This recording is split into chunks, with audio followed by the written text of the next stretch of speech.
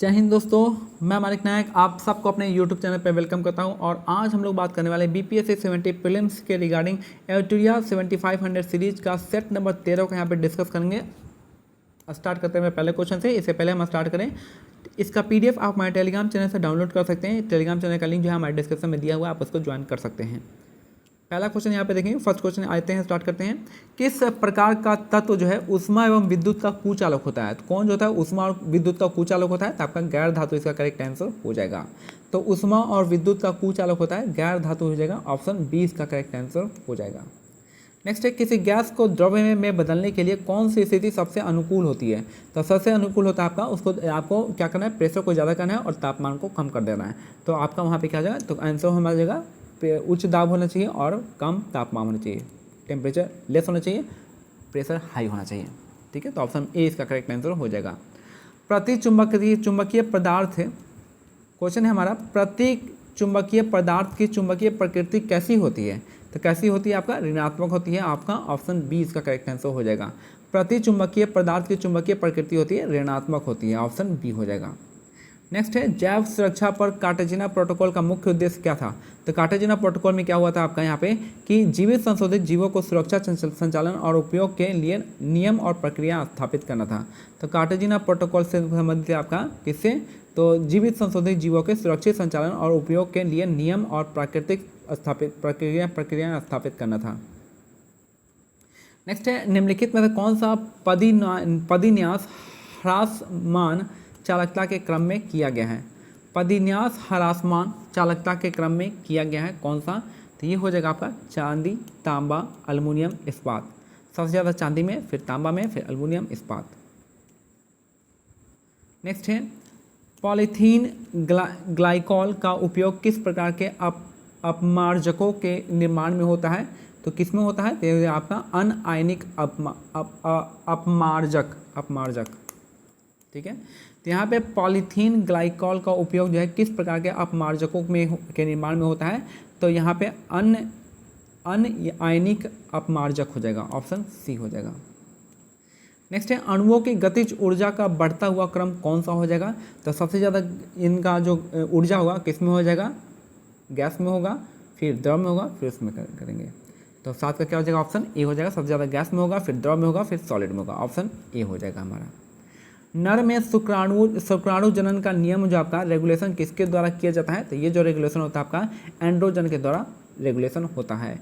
नर में शुक्राणु जनन का नियमन यानी रेगुलेशन जो होता है आपका एंड्रोजन के द्वारा होता है, ऑप्शन बी हो जाएगा इसका करेक्ट आंसर। इन्फ्लुएंजा का विषाणु कौन सा होता है? तो इन्फ्लुएंजा का विषाणु जो हो जाएगा आपका ये ऑर्थोमिक्सो विषाणु इसका करेक्ट आंसर हो जाएगा। तो इन्फ्लुएंजा का विषाणु होता है ऑर्थोमिक्सो विषाणु, इसका करेक्ट आंसर हो जाएगा। नेक्स्ट है 10 नंबर देखेंगे यहाँ पे, वह औषधि जिसका प्रयोग अवसाद के नियंत्रण के साथ साथ अति तनाव के नियंत्रण में होता है उसे क्या कहते हैं? तो उसे हम क्या कहेंगे? उसे हम इक्वेनिल कहेंगे। इक्वेनिल इसका करेक्ट आंसर हो जाएगा। वह औषधि जिसका प्रयोग अवसाद के नियंत्रण के साथ साथ अति तनाव के नियंत्रण में होता है उसे इक्वेनिल इसको कहते हैं। नेक्स्ट है, जठर निरोधक पेप्टाइड यानी GIP का कार्य क्या होता है? जठर निरोधक पेप्टाइड का कार्य जो होता है आपका कौन सा होता है? तो जठर श्रावण की गतिशीलता को रोकने के लिए होता है, तो ऑप्शन ए इसका करेक्ट आंसर हो जाएगा।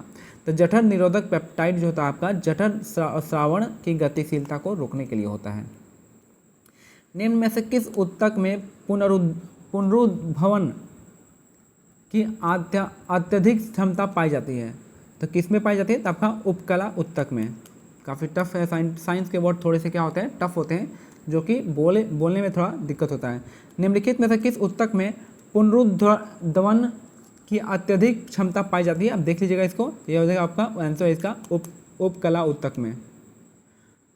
प्रकाश संश्लेषण की क्रिया का अंतिम उत्पाद कौन सा होता है? तो सिंपल सा है आपका, लास्ट में क्या निकलेगा? लास्ट में ऑक्सीजन निकलता है।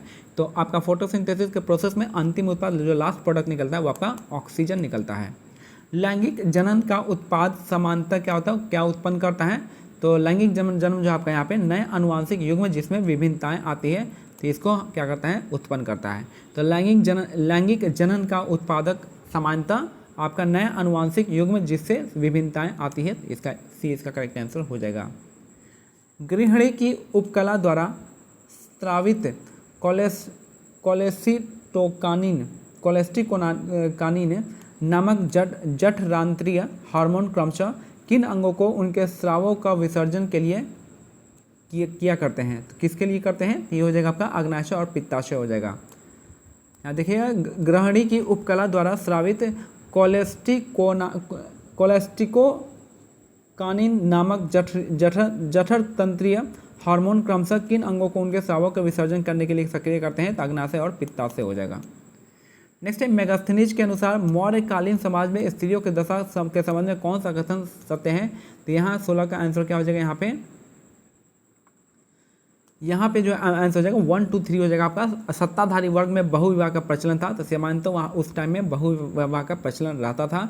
सम्राट के अंगरक्षकों के रूप में उनकी नियुक्ति होती थी और विधवा विवाह की अनुमति थी। तो तलाक की अनुमति नहीं थी, ये आपका गलत है। तो उस समय जो है आप इसका जो है तलाक की अनुमति कैसे नहीं थी? क्योंकि अर्थशास्त्र में लिखा गया है कि तलाक की अनुमति उसमें दी जाती थी। तो हमारा चौथा वाला ऑप्शन गलत हो जाएगा। तो यहाँ पे 4 गलत हो गया, 4 गलत हो गया, 4 गलत हो गया। तो हमारा ऑप्शन आएगा ऑप्शन थी। तो ये वाला आपको जो है स्पेशली आपका घटना चक्र में दिया हुआ है कि तलाक की अनुमति थी। तो यहाँ से इसको एलिमिनेट करेंगे तो आपका आंसर आप वहाँ तक पहुँच सकते थे, अगर आपको ऊपर का नहीं आता था तब भी। नेक्स्ट है, दक्षिण भारत में सर्वप्रथम एक विस्तृत साम्राज्य का निर्माण किसने चलाया था? तो किसने किया था? ये किया था आपका चोल ने। दक्षिण भारत में सर्वप्रथम एक विस्तृत साम्राज्य का निर्माण जो किया था चोल ने किया था। चोल के फाउंडर कौन थे? विजयालय थे, याद रखना है। सातवाहन के कौन थे? सिमुक थे। और चालुक्य का आप बताइएगा। नेक्स्ट है, किस वेद में प्राचीन वैदिक युग की सभ्यता के बारे में सूचना दी गई है? तो कौन से वेद में दी गई है? तो यह है आपका ऋग्वेद में दिया गया है। किस वेद में प्राचीन वैदिक युग की सभ्यता के बारे में जानकारी की सूचना दिया गया है? तो ऋग्वेद के बारे में दिया गया है। गोल गुम्बद के संदर्भ में बताना है कौन सा कथन यहाँ पे सही नहीं है पूछ रहा है। तो यहाँ पे देखना है कौन सा सही नहीं है। यहाँ पे गोल गुम्बद कर्नाटक के बीजापुर जिले में स्थित है, ये आपका सही है। तो गोल गुम्बद जो है कर्नाटक के बीजापुर में है, तो पहला आपका सही है, तो ये वाला ऑप्शन होगा नहीं। दूसरा देखें, यह गुम्बद आदिल शाही राजवंश के संस्थापक यूसुफ आदिल शाही का मकबरा है। ठीक है, इस गुम्बद का निर्माण गहरे अस्टेली रंग के बेसाल्ट पत्थर से किया गया है।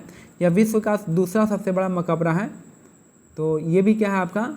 ये भी आपका सही है कि दूसरा सबसे बड़ा मकबरा है। तो 4 यहाँ पे ये भी नहीं ऑप्शन होगा, ये भी नहीं होगा। तो ऑप्शन एक ही बचता है, ऑप्शन ए बचता है। तो यहाँ पे ऑप्शन 2 इसका करेक्ट आंसर हो जाएगा कि दूसरा अलग है, गलत है। तो यह गुम्बद आदिल शाह का राजवंश नहीं है, ये आपका गलत हो जाएगा। ठीक है, नेक्स्ट है, अपनी शक्ति को समेकित करने के बाद बलबन ने कौन सी उपाधि धारण की थी? तो यह था आपका जील-ए-इलाही। तो जील-ए-इलाही इसका करेक्ट आंसर हो जाएगा।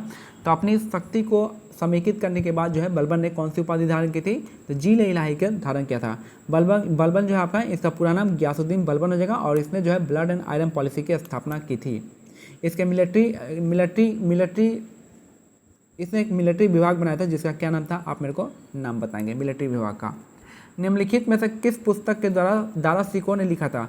दारा सिकों ने कौन सी बुक लिखी थी? यह था आपका मजमा उल बहरीन हो जाएगा। तो निम्नलिखित में से किस पुस्तक को दारा सिकों ने लिखा था? तो मजमा उल बहरीन इसका करेक्ट आंसर हो जाएगा। 21 का बी हो जाएगा। रानी रुद्रमा देवी का संबंध किस वंश से था? तो रानी रुद्रमा देवी का संबंध जो आपका ककाटिया राजवंश से था। तो रानी रुद्रमा देवी का संबंध था ककाटिया राजवंश से था। भारत के किस भाग में आसफ जाही राजवंश के निजामों का शासन हुआ था? तो कहाँ पे हुआ था? तो आपका दक्कन प्रांत में हुआ था। भारत के किस भाग में असफ जाही राजवंश के निजामों का शासन था? तो दक्कन प्रांत में शासन था। ये बताना है। फिर से स्टेटमेंट वाला आ गया। तो यांडाबू की संधि के परिणाम में संदर्भ में कौन सा कथन यहाँ पे बताना है सही है? कौन सा कथन सही है बता रहा है 24 का। पहला जो है आपका यांडाबू की संधि जो है प्रथम आंग्ल बर्मा युद्ध के बाद बर्मा की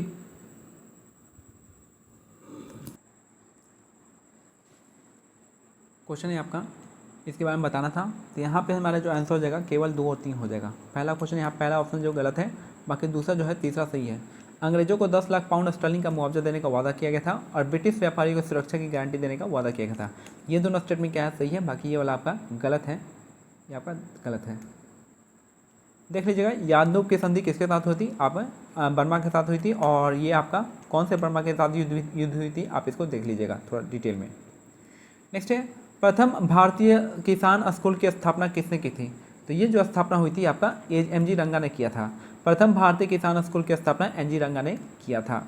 वेल्लोर का सिपाही विद्रोह किस वर्ष हुआ था? 1806 में हुआ था। ठीक है, वेल्लोर का सिपाही विद्रोह कब हुआ था? 1806 में हुआ था वेल्लोर का सिपाही विद्रोह। इसको वेल्लोर म्यूटनी के नाम से जाना जाता है। नेक्स्ट है यहाँ पे क्वेश्चन 27, हंटर कमीशन की रिपोर्ट को किसने पन्ने दर पन्ने निर्लज सरकारी लीपापोती की संज्ञा दी थी? ये किसने बताया था? ये बताया था आपके महात्मा गांधी ने। याद रखना, हंटर कमीशन की रिपोर्ट जो है किसने पन्ने दर पन्ने निर्लज सरकारी लीपापोती की थी? ये बताया था महात्मा गांधी ने बताया था इसको। तो हंटर कमीशन किसके लिए बैठा था? तो जो आपका जलियांवाला बाग मासकर हुआ था उसके लिए बैठा था। मैं एक क्वेश्चन पूछना चाहता हूँ कि जो आपका जलियांवाला बाग हुआ था उसमें जो कांग्रेस के तरफ से जो कांग्रेस के रिगार्डिंग कौन सा यहाँ पे बैठा था? कौन सा कमेटी गठित किया गया था जलियांवाला बाग को लेके? कमेटी के अध्यक्ष कौन थे जो आईएनसी ने गठित किया था? शेर शाह ने अपने संपूर्ण साम्राज्य को कितने सरकारों में विभाजित किया था? तो कितने सरकारों में विभाजित किया था? तो आपका 47 इसका करेक्ट आंसर हो जाएगा। तो शेर शाह ने अपने संपूर्ण साम्राज्य को 47 सरकारों में विभाजित किया था, याद रखना। 47 इसका करेक्ट आंसर हो जाएगा। डायरेक्ट क्वेश्चन यहाँ से पूछता है, निम्न में से कौन बिहार के प्रथम लोकायुक्त थे? तो बिहार के पहले लोकायुक्त जो थे वो थे आपके वासुदेव सोहनी इसका करेक्ट आंसर हो जाएगा। तो पहले बिहार के प्रथम लोकायुक्त थे कौन? वासुदेव सोहनी हो जाएंगे। नेक्स्ट है, मुंडा जनजाति की खूंट खटी व्यवस्था को ब्रिटिश सरकार द्वारा कब मान्यता प्रदान की गई थी? तो कब उन्होंने इसको मान्यता प्रदान किया था? तो आपका 1903 में मान्यता प्रदान की थी। तो यहाँ पे मुंडा जनजाति की खूंट खटी व्यवस्था जो आपका ब्रिटिश सरकार द्वारा कब मान्यता प्रदान की गई थी? तो 1903 में मान्यता प्रदान की गई थी, याद रखना है। नेक्स्ट है 31 नंबर क्वेश्चन देखेंगे यहाँ पे, निम्नलिखित उच्चावच अधिकृतियों पर ध्यान देना है, बताना है इनमें से कौन सा है पश्चिम से पूर्व की ओर बढ़ते हुए सही क्रम में बताना है। तो 31 का कहाँ पे हो जाएगा? 31 का जो आंसर हो जाएगा आपका 1 2 3 1 2 3 4 हो जाएगा, और इसको पश्चिम से पूर्व यानी आपका इधर से इधर ले जाना है, इधर से इधर। तो चलिए देखते हैं, सबसे पहले 1 2 3 4 सबसे पहले महादेव पर्वत आ जाएगा, उसके बाद मैकॉल पर्वत आएगा, उसके बाद आएगा छोटा नागपुर, उसके बाद खासी पर्वत आएगा। खासी पर्वत कहाँ पे? आसाम में हो जाएगा। तो सबसे ईस्ट में आपका यही हो जाएगा, आसाम हो जाएगा। और उसके बाद जो है यहाँ पे छोटा नागपुर वेस्ट बंगाल हो जाएगा, मतलब झारखंड वेस्ट बंगाल के आसपास आएगा। मैकाल पर्वत जो है और आपको महादेव पर्वत है, यहाँ पे इन दोनों में आपका डिफिकल्टी हो सकता है। तो यहाँ पे सिंपल सा क्रम हो जाएगा, ऑप्शन 1 2 3 4। नेक्स्ट है मैकाल पर्वत, आप देख सकते हैं जैसे कि मैकाल पर्वत की सबसे ऊंची चोटी कौन सी हो जाएगा? अमरकंटक हो जाएगा। तो आप देख सकते हैं अमरकंटक यहाँ पे आप छत्तीसगढ़ उड़ीसा के आसपास आप देख सकते हैं इसको। बाकी आप महादेव पर्वत इधर ले लीजिएगा। तो ये तो पता है कि यहाँ पे छत्तीसगढ़ उड़ीसा आएगा, उसके बाद आपका झारखंड आएगा, उसके बाद आपका क्या आएगा? खासी पहाड़ी, ऐसा आ जाएगा। तो यहाँ पे हमारा 2 3 4 एक साथ जाएगा। तो 2 3 4 100 है, ऑप्शन एक ही में आ रहा है, जो कि हमारा ऑप्शन ये हो जाएगा। आपको इसके बारे में पता भी नहीं होगा तब भी आप यहाँ पे आंसर को निकाल सकते हैं, क्योंकि मैकाल पर्वत का बस पता होना चाहिए कि मैकाल पर्वत का सबसे ऊंचा चोटी कौन सा है? अमरकंटक है, जहाँ से 3 नदियाँ निकलती है। और वहीं अमरकंटक कहाँ पे? तो आपका छत्तीसगढ़ उड़ीसा में फैला हुआ है, तो वहाँ से आप निकाल सकते हैं आंसर को। क्षोभ सीमा के संबंध में निम्नलिखित में से कौन सा कथन गलत है, सत्य है पूछ रहा है? तो सत्य है पूछ रहा है, यहाँ पे बताना है 32 का। यहाँ पे क्षोभ मंडल और ओजोन मंडल को अलग करता है, ये आपका गलत है। क्षोभ मंडल जो आपका क्या कहते हैं, क्षोभ सीमा जो होता है, क्षोभ मंडल और ओजोन मंडल को अलग नहीं करता है, यह क्षोभ मंडल और समताप मंडल को अलग करता है। तो पहला ही स्टेटमेंट क्या हो गया? हमारा गलत हो गया।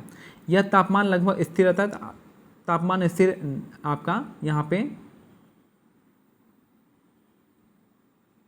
सत्य नहीं है पूछ रहा है, सत्य नहीं है आपका, ये आपका सत्य नहीं है, यही आपका गलत है।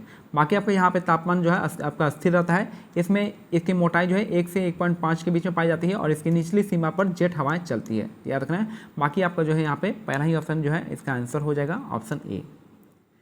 निम्नलिखित द्वीपों को उनके क्षेत्रफल के अनुसार अवरोही क्रम में लगाना है। तो क्षेत्रफल के अनुसार अवरोही क्रम में देखेंगे तो यहाँ पे क्या सबसे ज़्यादा है? सबसे बड़ा क्या हो जाएगा? ग्रीनलैंड हो जाएगा, उसके बाद न्यू गिनी हो जाएगा, उसके बाद बॉर्नी हो जाएगा, उसके बाद मेडागास्कर हो जाएगा। तो यही इसका करेक्ट आंसर हो जाएगा। सबसे बड़ा है ग्रीनलैंड, उसके बाद सेकंड नंबर पे आता है न्यू गिनी, और आपका बॉर्नियो उसके बाद थर्ड नंबर पे, उसका मेडागास्कर चौथे नंबर पे आता है। यदि सूर्य और पृथ्वी के बीच की दूरी 1/4 कम हो जाए तो सबसे अधिक संभावना किस बात की होगी? तो सबसे ज़्यादा संभावना किस बात की होगी? ये होगा हमारे वर्ष की अवधि में कम हो जाएगी। तो ऑप्शन सी इसका करेक्ट आंसर हो जाएगा। हमारे वर्ष की अवधि क्या है, कम हो जाएगी। यदि सूर्य और पृथ्वी के बीच की दूरी 1/4 कम हो जाए तो कम हो जाएगा, तो वो क्या होगा, जो रिवोल्यूशन होगा उसका टाइम पीरियड कम हो जाएगा। अगर रिवोल्यूशन टाइम पीरियड कम हो जाएगा, यानी रिवोल्यूशन अभी कितने का था, 365 जो होता है, तो 365 से कम हो जाएगा, तो आपका हमारे वर्ष की अवधि क्या हो जाएगी, कम हो जाएगी।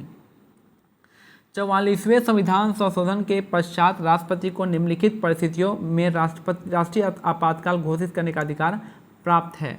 तो किस में है, तो ये हो जाएगा हमारा युद्ध, बाह्य आक्रमण या सशस्त्र विद्रोह उत्पन्न की परिस्थिति में। तो ऑप्शन सी इसका करेक्ट आंसर हो जाएगा। याद रखना है कि 44वें संशोधन के पश्चात राष्ट्रपति को निम्नलिखित परिस्थितियों में राष्ट्रीय आपातकाल घोषित करने का अधिकार प्राप्त है।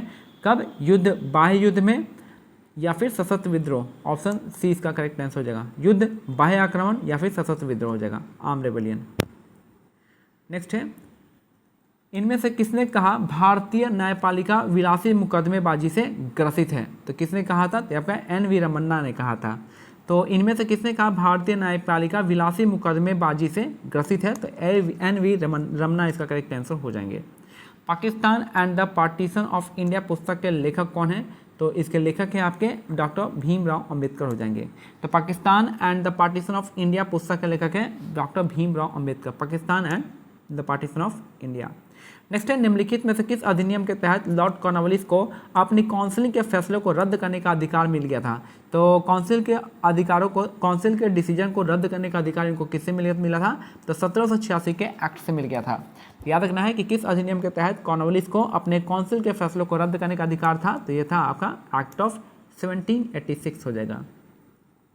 सर्वोच्च न्यायालय ने निजता के अधिकार को अनुच्छेद 21 में वर्णित जीवन के अधिकार यानी मौलिक अधिकार का भाग माना है। इस मुद्दे पर निर्णय देने वाली संवैधानिक पीठ के अध्यक्ष कौन थे, तो इसके अध्यक्ष थे आपके एस.जे. खेहर हो जाएंगे, जे.एस. खेहर हो जाएंगे। ऑप्शन सी इसका करेक्ट आंसर हो जाएगा, तो जे.एस. खेहर। नेक्स्ट है, उच्चतम न्यायालय के न्यायाधीशों की संख्या की वृद्धि करने की शक्ति किसके पास है। सिंपल सा है, उच्चतम न्यायालय के पास तो होगा नहीं, तो ये होगा आपका संसद के पास होगा। तो उच्चतम न्यायालय के न्यायाधीशों की संख्या की वृद्धि करने की शक्ति है आपके पास संसद के पास है। निम्नलिखित में से कौन हिंदुस्तानी क्लासिकल म्यूजिक नहीं है, तो हिंदुस्तानी क्लासिकल म्यूजिक इनमें से कौन से हैं, ध्रुपद है, गजल है और ठुमरी है, लेकिन आपका अलापना नहीं है, यह आपका गलत हो जाएगा। कौन है, ध्रुपद, गजल और ठुमरी हो जाएगा। माथुरी लोक नृत्य किस राज्य में प्रचलित है, माथुरी किस में प्रचलित है, तो आपका तेलंगाना इसका करेक्ट आंसर हो जाएगा। तेलंगाना में और कौन सा डांस फॉर्म होता है, तो बथुकम्मा हो जाएगा, और कौन सा है, कनुमा त्यौहार हो जाएगा। ये सब आपका तेलंगाना में फेमस है। और यहाँ पे जो नव वर्ष होता है उसको उगाड़ी कहते हैं, उगाड़ी। भारत में नैनो मिशन की शुरुआत कब की गई थी, तो नैनो मिशन जो भारत में आया था वो आपका 2007 में आया था। नैनो मिशन की स्थापना जो हुई थी भारत में 2007 में इस्टेब्लिश हुई थी। हेमकुंड साहिब गुरुद्वारा किस राज्य में स्थित है, तो हेमकुंड साहिब गुरुद्वारा जो आपका उत्तराखंड में स्थित है। तो हेमकुंड साहिब गुरुद्वारा कहाँ पे, उत्तराखंड इसका करेक्ट आंसर हो जाएगा। नेक्स्ट है, अंतर्राष्ट्रीय प्रकाश दिवस कब मनाया जाता है, तो अंतर्राष्ट्रीय प्रकाश दिवस जो मनाते हैं वो 16 मई को मनाते हैं। अंतर्राष्ट्रीय प्रकाश दिवस मनाते हैं हम 16 मई को। नेक्स्ट है, माइक्रोसॉफ्ट एक्सेल में वर्कबुक निम्न में से किसका एक संग्रह होता है, तो वर्कबुक जो होता है आपका यहाँ पे वर्कशीट का संग्रह होता है। तो जाहिर सी बात है, बुक जो होता है किसका ग्रुप होता है, तो पेजेस का होता है। तो यहाँ पे जो वर्कबुक है किसका हो जाएगा, तो वर्कशीट का हो जाएगा, तो एक शीट का होगा। नेक्स्ट है, सार्वजनिक ऋण पर ब्याज प्राप्त करना किसका भाग है, तो किसका भाग हो जाएगा, तो यह हो जाएगा आपका सरकार द्वारा अंतरण भुगतान, इसका करेक्ट आंसर हो जाएगा। तो सार्वजनिक ऋण पर प्राप्त ब्याज किसका भाग है, तो सरकार द्वारा अंतरण भुगतान हो जाएगा। मांग का 1 रुपया कम करने वाला प्रस्ताव क्या कहलाता है, तो मांग का 1 रुपया कम करने वाला प्रस्ताव जो होता है आपका, इसको हम प्रतीक कटौती कहते हैं। तो प्रतीक कटौती इसका करेक्ट आंसर हो जाएगा। तो मांग का 1 रुपया कम करने वाला प्रस्ताव क्या कहलाता है, प्रतीक कटौती इसका करेक्ट आंसर हो जाएगा। निम्न में से कौन सा चट्टान में यांत्रिक अपक्षय का परिणाम नहीं है, तो ये आपका जो है चट्टानों के महीन कणों में विखंडन होकर नीचे गिरना, इसका करेक्ट आंसर हो जाएगा। तो निम्न में से कौन सा चट्टान में यांत्रिक अपक्षय का परिणाम नहीं है, तो चट्टानों का महीन कणों में विखंडन होकर नीचे गिरना नहीं आता है, ऑप्शन सी हो जाएगा। लास्ट क्वेश्चन, भारत में ई अपशिष्ट प्रबंधन के लिए कानून कब से लागू हुआ, तो ये है आपका 2011 से। भारत में ई अपशिष्ट प्रबंधन के लिए कानून कब से लागू है, तो 2011 से लागू है। कुछ इंपॉर्टेंट तथ्य देख लेते हैं यहाँ पे देखना है आपको, हाथी गुम्फा अभिलेख जो है किससे संबंधित है, कलिंग नरेश खारवेल से संबंधित है, जो जैनिज्म को फॉलो करते थे। जूनागढ़ अभिलेख जो है रुद्रदमन से संबंधित है। एहोल अभिलेख जो है पुलकेशिन द्वितीय से संबंधित है। एहोल अभिलेख को किसने लिखा था? रवि कीर्ति ने लिखा था, याद रखना है। इसमें बताया गया है क्या कि हर्षवर्धन पुलकेशिन द्वितीय ने हर्षवर्धन को हराया था, नर्मदा नदी के तट पे हराया था। फिर आपका आता है मंदसौर अभिलेख जो आपका यशोवर्मन से संबंधित है। नासिक अभिलेख जो आपका गौतमी बालकिर्त से संबंधित है। नासिक अभिलेख से ही आपको जानकारी मिलती है किसकी? सातवाहनों की मिलती है जानकारी। और लास्ट है भीतरी पिलर जो है आपका किसे? स्कंदगुप्त से हो जाएगा। भीतरी पिलर किससे हो जाएगा? स्कंदगुप्त के बारे में बताता है। तो ये मेरा आज का सेट जो है कंप्लीट होता है। मिलते हैं अगले सेट में, तब तक के लिए क्या करना है, टेलीग्राम चैनल का लिंक जो है डिस्क्रिप्शन में दिया गया, आप उसको ज्वाइन कर सकते हैं। जय हिंद, जय भारत, धन्यवाद।